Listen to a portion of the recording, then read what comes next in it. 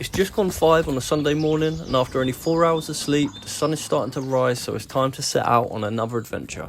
100 kilometres was the goal, the route was unknown and the pace was irrelevant. The first goal, get out of Milton Keynes as quickly as possible so this adventure could well and truly begin. After snoozing my alarm one too many times this morning, I didn't have time for breakfast, so today's run was fueled by a banana, 6 energy gels, a couple of electrolyte tablets, 250 grams of pesto pasta and whatever else I could scavenge along the way. My first shop stop en route, and this one was just about topping up water supplies before getting back on the road.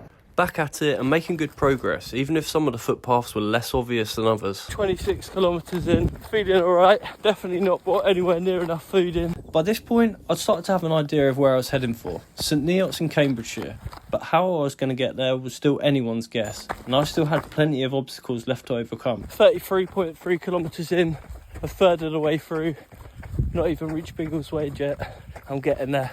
The footpaths were often wild and overgrown, meaning no one had been there for a while, and that always bodes well for a nature poo. Marathon in, feeling alright, run out of water so I get some more in Barnstaple. I tried keeping the route as rural as possible throughout, but every once in a while I had to cross a sketchy road like this. Thankfully, I made it to Biggleswade in one piece, where I found another shop, grabbed a twirl, picked up some water, filled up my bottles and got going again. Freestyling the route as I went presented its own set of challenges. It meant I was relying on often outdated maps and having to carry my phone in my hand for the majority of the run, which led to moments like this. But thankfully, I wasn't in any kind of rush, which was just as well because my next hurdle was over 500 metres of overgrown trails, stinging nettles lashing at my legs. But sometimes you'll do whatever it takes to avoid turning back. After around the 65 kilometres mark, I finally made it to St Neots, and what started as the target destination ended up being just another pit stop at the shops.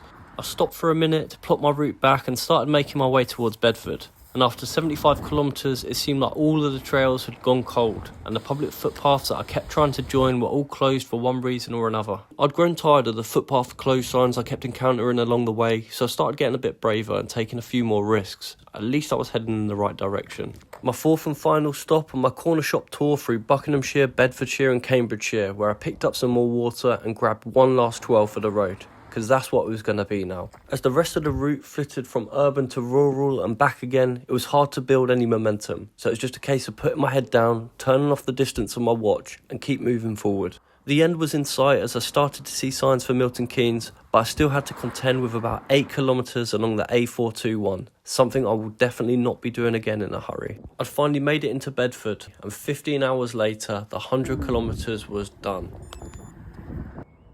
100 kilometres done, and that is a wrap.